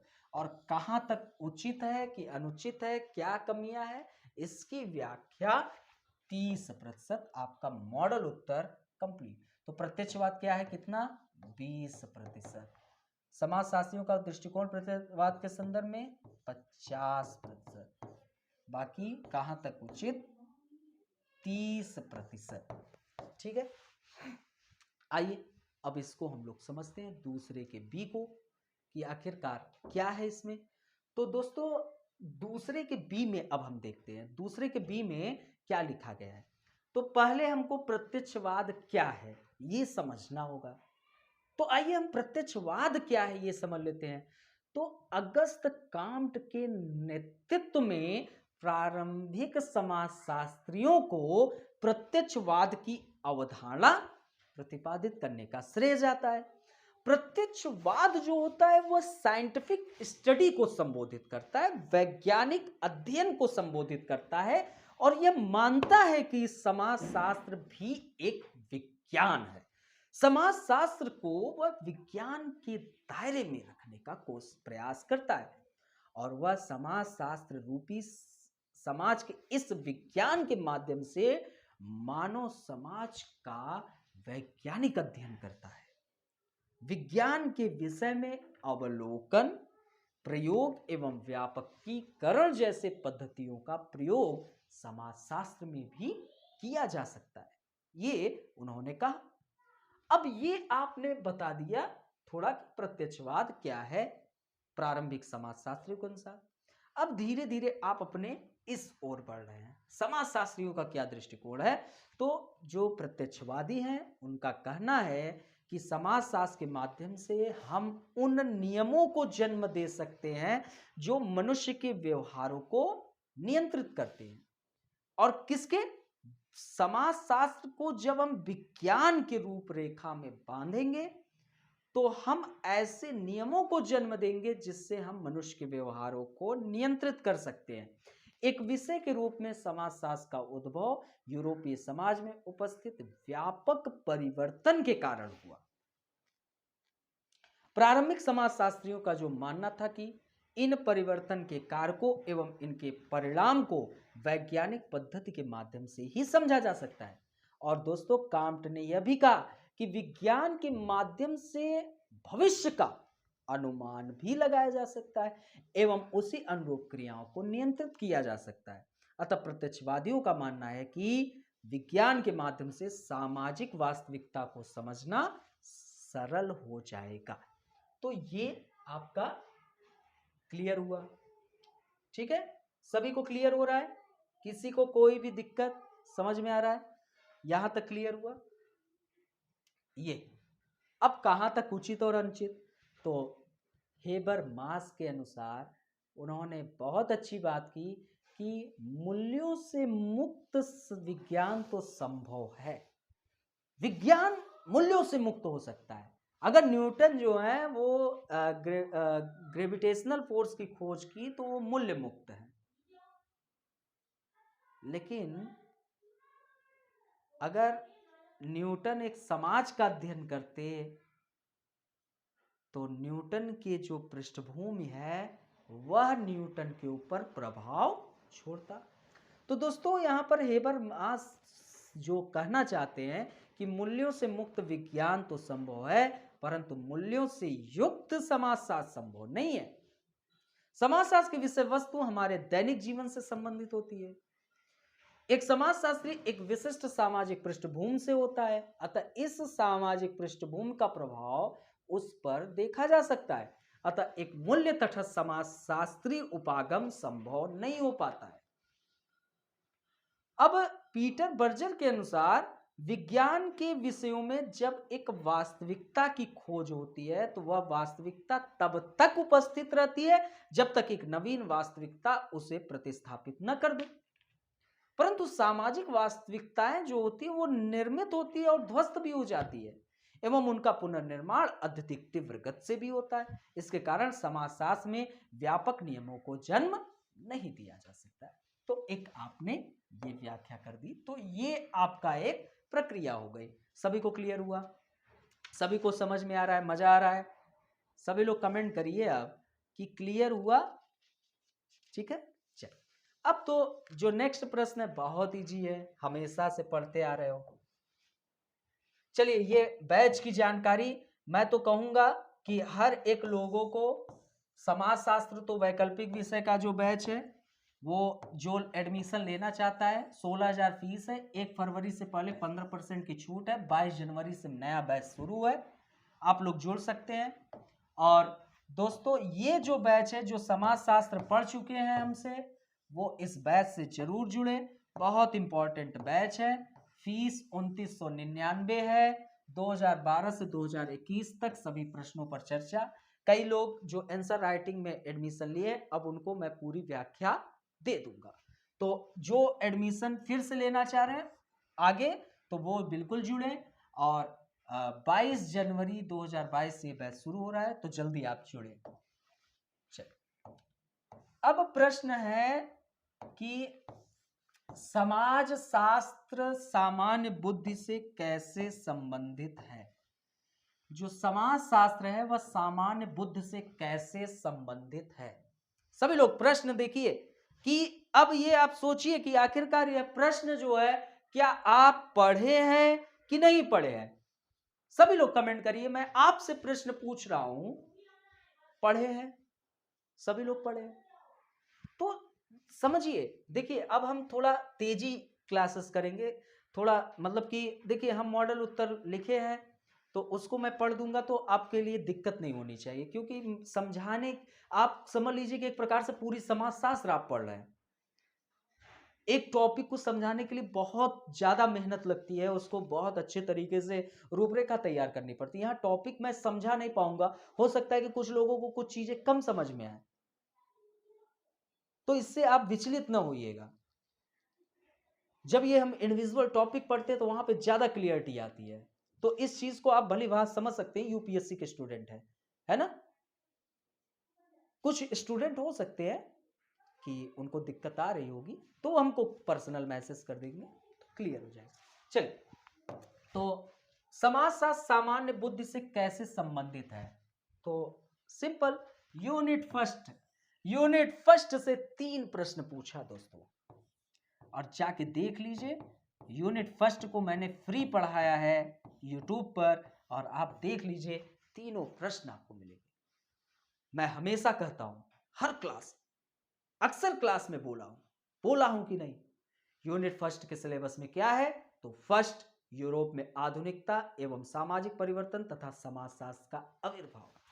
सेकंड, समाजशास्त्र का अन्य सामाजिक विज्ञानों से संबंध। थर्ड, समाजशास्त्र एवं सामान्य बोध। ये तीन है और ये तीनों से प्रश्न पूछे गए।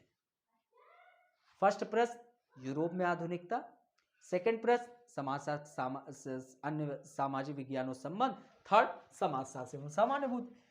तो समाजशास्त्र सामान्य बुद्धि से कैसे संबंधित है? यूनिट फर्स्ट सिलेबस समाजशास्त्र एवं सामान्य बुद्धि। तो पहले आप समाजशास्त्र एवं सामान्य बुद्धि को समझाएं 30%, फिर सामान्य शास्त्र सामान्य बुद्धि से कैसे भिन्न है और 70%। ठीक है, 70%। यूनिट फर्स्ट से पूछा गया प्रश्न 3 हो चुके। यूनिट सेकंड से शायद 2 प्रश्न, राइट? ओके। यूनिट फोर्थ से भी, ठीक है, यूनिट फोर्थ से भी मुझे लगता है कि 3 प्रश्न हो चुके होंगे। आप लोग कैलकुलेट कर लेना, सेंड कर देना, ठीक है। चलिए, तो अब ये हमको व्याख्या करना है। तो दोस्तों समाजशास्त्र, अब हम ये फर्स्ट फेज में आ रहे हैं। सिंपल समाजशास्त्र को परिभाषित करते हुए कहा जा सकता है कि यह मानव समाज का व्यवस्थित अध्ययन है। एक विषय के रूप में समाजशास्त्र का उद्देश्य सदस्यों के मध्य उपस्थित अंतर संबंधों का अध्ययन करना है। प्रारंभिक समाजशास्त्री जो थे वो समाजशास्त्र को सामान्य बुद्धि से पृथक करना चाहते थे। दुर्खिम ने सामान्य बुद्धि को समाज के वैज्ञानिक अध्ययन में बाधक भी माना, राइट? सामान्य बोध को अनुभव पर आधारित ज्ञान की संज्ञा दी जा सकती है, यह व्यवस्थित नहीं होती है। सामान्य बुद्धि को लोक ज्ञान लोक अज्ञानता का हम सम्मिश्रण समीकरण माना जा सकता है। इसे तार्किक एवं अतार्किक दोनों ज्ञान इसमें सम्मिलित होते हैं। अतः समाजशास्त्र सामान्य बुद्धि से पृथक है। जहां समाजशास्त्र शोध कारण एवं तर्क पर आधारित होती है, वहीं सामान्य बुद्धि अनुमान परंपरा एवं रूढ़िवाद पर निर्भर करती है। समझ रहे हैं आप लोग? तो समाजशास्त्र विज्ञान होने का दावा करता है या मात्र उन्हीं वास्तविकताओं को स्वीकार करता है जो कि तथ्यों पर आधारित होता है। इसकी भाषा भी स्पष्ट होती है एवं निष्कर्षों के सीमित व्यापीकरण की उम्मीद की जा सकती है। परंतु सामान्य बुद्धि में ये सारे गुण क्या होते हैं? अनुपस्थित होते, वरना तो विज्ञान के आसपास भी है और ना ही इसमें तथ्यों से कोई सरोकार है। समाजशास्त्र एवं सामान्य बुद्धि में अंतर को निम्न उदाहरण से भी समझ सकते हैं। जिस प्रकार एक किसान के पास फसल का संपूर्ण ज्ञान होता है, फसल का उसके पास संपूर्ण ज्ञान हो सकता है जिसे वह उगाता है, परंतु उसे खगोल शास्त्री नहीं कहा जा सकता क्योंकि उसने उस पर अनुसंधान नहीं किया है। वो सिर्फ और सिर्फ सामान्य बोध के माध्यम से यह कार्य किया। तो यह एक ज्ञान अनुभव पर, जबकि दूसरा अनुसंधान पर आधारित है। यह अंतर जो है सामान्य बुद्धि एवं समाजशास्त्र से भी, अतः समाजशास्त्र सामान्य बुद्धि नहीं है। हालांकि समाजशास्त्र एवं सामान्य बुद्धि में अंतर होने के बावजूद सामान्य बुद्धि ही समाजशास्त्र को कच्चा माल प्रदान करता है, संबंधित में आ रहे हैं, और इसका आधार बनता है। सामान्य बुद्धि समाजशास्त्री निष्कर्ष को चुनौती देकर उसे निखारता भी है।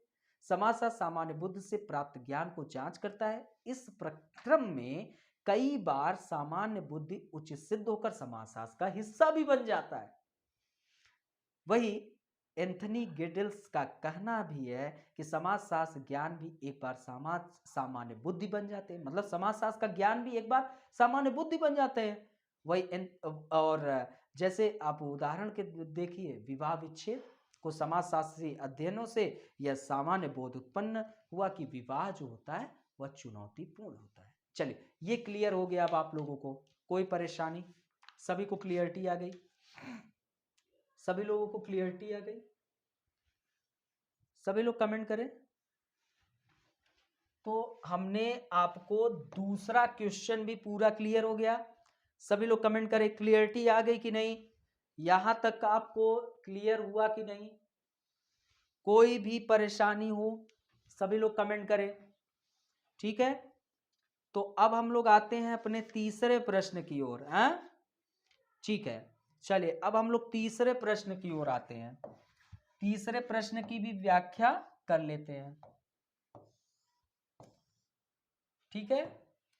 क्वेश्चन नंबर 3, क्वेश्चन नंबर 3, गुणात्मक और मात्रात्मक विधियां कैसे समाजशास्त्री जांच में एक दूसरे के पूरक हैं। प्रश्न आपका यूनिट सेकंड से पूछा गया और यूनिट सेकंड में सीधे के सीधे लिखा गया है गुणात्मक और मात्रात्मक पद्धतियां। और दोस्तों 2018 में भी यह प्रश्न पूछा जा चुका है। प्रश्न जो है यह रिपीट हुआ है, इसका दोहराव हुआ है। और दोस्तों समाजशास्त्र एवं जो सामान्य बुद्धि पढ़े हैं यह भी प्रश्न पता नहीं कजनी कितनी बार पूछा गया है। यूपीएससी के इतिहास में मुझे लगता है कि कम से कम 3 से 4-5 बार तो यह प्रश्न पूछा गया होगा। और दोस्तों यूपीएससी के इतिहास में अगर देखा जाए तो ये भी प्रश्न कम से कम न सही तो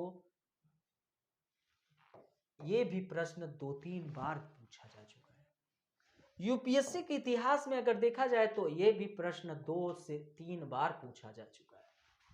तो दोस्तों मैं जो कह रहा हूं कि आपके लिए ये उत्तर लेखन जो पढ़ चुके हैं समाजशास्त्र उनके लिए बेस्ट माना जाएगा। एक बार आपके पास मॉडल उत्तर हो जाए, एक बार आपके पास उस मॉडल उत्तर के अनुसार टॉपिक की समझ हो जाए, क्लियर, कहानी खत्म। चलिए तो गुणात्मक और मात्रात्मक विधियां कैसे समाजशास्त्री जांच में एक दूसरे के पूरक हैं। तो दोस्तों यह प्रश्न यूनिट सेकंड से सिलेबस है गुणात्मक और मात्रात्मक पद्धतियां। अब दोस्तों यहां पर जो प्रश्न हमको लिखना है उसकी समझ अब आपको पता होनी चाहिए। तो पहले आप प्रश्न की मांग में आते हैं। तो प्रश्न की मांग में सबसे पहले डाटा संग्रहण का महत्व जो होता है इंपॉर्टेंट, उसको आप 10% में समझा दीजिए। कितना? 10%। फिर उसके बाद गुणात्मक एवं मात्रात्मक पद्धति को स्पष्ट करना तथा अंतर जो है वह 50%। फिर समाजशास्त्री जांच में एक दूसरे के पूरक कैसे, उदाहरण के साथ 40% आपका बेस्ट मॉडल उत्तर कंप्लीट हो जाएगा। आप लोग यदि प्रश्नों को खंड खंड में डिवाइड करने की आपके अंदर हैबिट है, वो डेवलप हो गई है, प्लस आपको पता है कि किस सिलेबस से कहां से यह प्रश्न पूछा गया है और यह प्रश्न डिमांड क्या कर रहा है, किसको मैं कितना प्रतिशत दूं। और मुझे दोस्तों 250 शब्द का क्वेश्चन है और उसमें से मुझे 20 शब्द की चोरी भी करना है। और दोस्तों चोर चोरी करने जाता है तो पूरी रणनीति के साथ जाता है, पूरी तैयारी के साथ जाता है, सेंध बड़ा जबरदस्त लगाता है, हम सोते रह जाते हैं और वह हमारे सामान को लूट के लेकर चला भी जाता है। तो दोस्तों ऐसा एक महफिल अपना बनाइए कि प्रश्न के लेखन का, कि जिसमें आप बेस्ट मॉडल उत्तर दे दें, ठीक है। चलिए 1 मिनट बस, थोड़ा सा इसी में चाय भी पीते रहेंगे ना तो अच्छा रहेगा, है ना। चलिए तो हम ये पूरे प्रश्न की व्याख्या भी कर लेंगे, है ना। तो आप लोगों को कैसा लग रहा है, सभी लोग एक कमेंट करके मुझे बताएं कि सारे चीजें समझ में आ रही है कि नहीं। सभी लोग कमेंट करके बताएं, सभी लोग कमेंट करके बताएं, सभी को समझ में आ रहा है, एंजॉय कर रहे हैं। हाँ आपको पता है ये जो चाय है ना, ये पूरे अभी मेरे इतिहास में सबसे बेस्ट चाय भाभी बनाती है सत्यम मैम। तो आप लोग नहीं, बस तो आप लोग अब समझ रहे हैं ना। चलिए अब हम लोग इसकी व्याख्या कर लेते हैं। तो अब आपको ये पता चल गया कि क्वेश्चन नंबर 3 में गुणात्मक और मात्रात्मक विधियां कैसे समाजशास्त्री जांच में एक दूसरे के पूरक हैं। पाठ्यक्रम जो है यूनिट सेकंड में गुणात्मक और मात्रात्मक पद्धति से प्रश्न है। प्रश्न की डिमांड आप लोग समझ गए। तो दोस्तों, जो मैंने आपको एक महफिल सजाने की बात की ना, कि मुझे ऐसा महफिल सजाना है उत्तर लेखन का जहां पर हम शब्द की चोरी भी कर ले और हमें नंबर भी पूरा मिल जाए, तो ऐसा कार्य करना है। ठीक है, तो हमको उस बूढ़ी आंखों में जो चश्मे नाक के नीचे लटक गए हैं, ऐसा लग रहा है कि गिरने वाला है, और उसको रस्सी से बांधने वाला जो कॉपी चेक कर रहा है, उसके अंदर युवा एनर्जी डालकर नंबर हम लेंगे ही लेंगे। ठीक है, अब दोस्तों हम आते हैं डाटा संग्रहण का महत्व।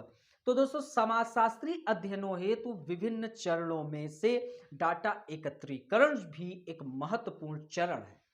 किसी भी अनुसंधान में विषय वस्तु को समझने के उद्देश्य से जानकारियां प्राप्त की जाती है, और जानकारी प्राप्त करने के लिए इसी पद्धति को डाटा संग्रहण की प्रणाली कहते हैं। इसके लिए समाजशास्त्र में दो टेक्नोलॉजी का प्रयोग होता है, एक मात्रात्मक और एक गुणात्मक। अब हम आते हैं अपने सेकंड फेज में, 50%। तो दोस्तों, मात्रात्मक पद्धति का उद्देश्य किसी सामाजिक परिघटना से संबंधित तथ्यों की खोज है या उन वास्तविकताओं का अध्ययन करता है जिनका परिमाणन संभव है। इससे बृहद प्रतिदर्श का अध्ययन संभव है। इस पद्धति में सांख्यिकी की भूमिका होती है। मात्रात्मक पद्धति द्वारा प्राप्त परिणाम में अपेक्षाकृत विश्वसनीयता अधिक होती है, परंतु वैधता थोड़ी कम। इससे भिन्न जो गुणात्मक पद्धति होती है, यह पद्धति कारणों को उजागर करने का उद्देश्य रखती है। यह कारण प्रभाव संबंध को खोजने की लक्ष्य रखती है।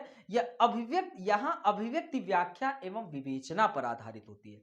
इसके माध्यम से छोटे प्रतिदर्श का विस्तृत अध्ययन संभव है। इसके परिणाम अपेक्षाकृत अधिक वैध परंतु कम विश्वसनीय होता है। इसका परिणाम अपेक्षाकृत अधिक वैध परंतु कम विश्वसनीय होता है। यहां तक सभी को समझ में आ गया? सभी को समझ में आ गया?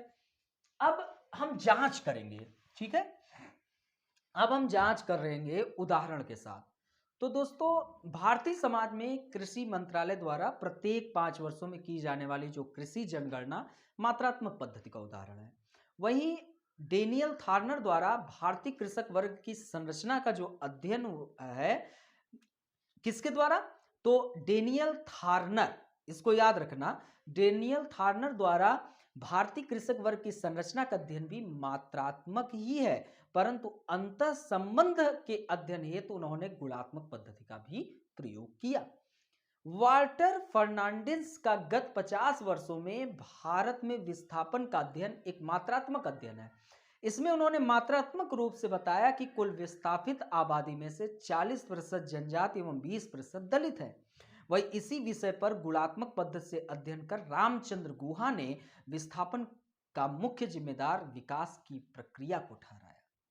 भारत में प्रत्येक 10 वर्ष जो जनगणना होती है वो मात्रात्मक श्रेणी में आती है। वही एम.एन. श्रीनिवास द्वारा कुर्ग का जो अध्ययन था वो गुणात्मक है। सेकंड पेपर में आप पढ़ते हैं एम.एन. श्रीनिवास को, उनका कुर्ग का अध्ययन। अतः दोनों तकनीकों में पद्धति का आधार भी अंतर है। जहां प्रश्नावली मात्रात्मक पद्धति के अंतर्गत माना जा सकता है, वहीं सहभागी अवलोकन गुणात्मक पद्धति का भाग है। हालांकि दोनों तकनीकों में अस्पष्ट अंतर विद्यमान है, परंतु विषय वस्तु की पूर्ण समझ हेतु दोनों तकनीकों को एक दूसरे के पूरक रूप में प्रयोग करना जरूरी है। वर्तमान में ज्यादातर समाजशास्त्री अध्ययनों में दोनों झलक मिलती है। अब आपका ये उत्तर कंप्लीट हो गया।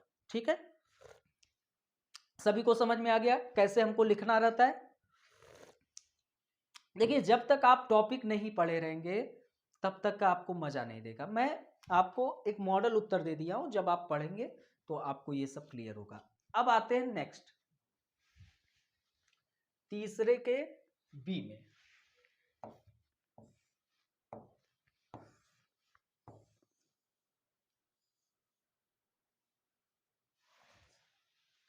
बहुत इसे हम इजी ही प्रश्न मानेंगे, पढ़ाया भी हूं। आप क्लासेस अगर देखते होंगे तो समझ गए होंगे। सभी लोग कमेंट करिए क्लियर है कि नहीं। प्रश्न क्या कठिन है? सभी लोग बताएं। उत्पादन की विधा मैंने डिटेल में पढ़ाया हूं कि नहीं? सभी लोग कमेंट करके एक जवाब दें। ठीक है, एक जवाब दें। अब आज के लिए मैं इसकी व्याख्या नेक्स्ट क्लासेस में, क्योंकि 1.5 घंटे का वक्त हो गया, ज्यादा लंबी क्लासेस मुझे नहीं करनी है। तो ये प्रश्न, पहली चीज तो मैं जानता हूं कि मेरे पेड बैच के स्टूडेंट और मजबूत हो, तो ये प्रश्न अभी मैं व्याख्या नहीं कर रहा हूं। ये प्रश्न आप लोग उत्तर लिख के भेजिए, आंसर। ठीक है, बाकी सब कुछ इसमें मैं दिखा दिया हूं कि क्या है। कार्ल मार्क्स द्वारा प्रतिपादित उत्पादन की प्रत्येक विधि में शामिल द्वंद्वात्मक का समालोचनात्मक परीक्षण कीजिए। यूनिट 4 से पूछा गया प्रश्न है, प्रश्न रिपीटेड है, पीछे भी पूछा जा चुका है। और कार्ल मार्क्स यूनिट 4 में उत्पादन की विधा। प्रश्न आखिरकार अपनी मांग क्या कर रहा है? तो मोड ऑफ प्रोडक्शन को आप 10% समझाइए, और मार्क्स के मोड ऑफ प्रोडक्शन पर विचार और द्वंद्ववाद 30%, और इसमें परिवर्तन का उनका नजरिया 30%, आलोचना जो है 25 से 30% आलोचना कर दीजिए, आपका उत्तर कंप्लीट हो। तो एक होमवर्क सभी के लिए है। मैं इस प्रश्न को लिखने वाले सभी लोगों का कॉपी चेक करूंगा। होमवर्क आपका, ठीक है, ये होमवर्क। बाकी सेकंड प्रश्न देखता हूं कि अब ये आपकी जिम्मेदारी है, आप लोग हल करिए और बेस्ट तरीके से हमको जवाब दीजिए। ठीक है, और बाकी दोस्तों ये 2 बैच आपको जानकारी दे देता हूं। जो एडमिशन लेगा उसको हर एक समस्या, पहली चीज तो मैं जीएस में उसको पूरा सहयोग करूंगा कि आप कैसे प्रीलिम्स को क्रैक करें और मेंस में कैसे अपने आप को इंप्रूव करें। अकेले ऑप्शनल से नहीं जुड़ना है, आप मेरे हर एक प्रक्रिया से जुड़ेंगे इस सोशियोलॉजी के माध्यम से। इसमें आपका यदि कोई बंदा सोशियोलॉजी में अकेले एडमिशन लेता है इस बैच में, तो उसको सोशियोलॉजी आंसर राइटिंग का क्लास फ्री में,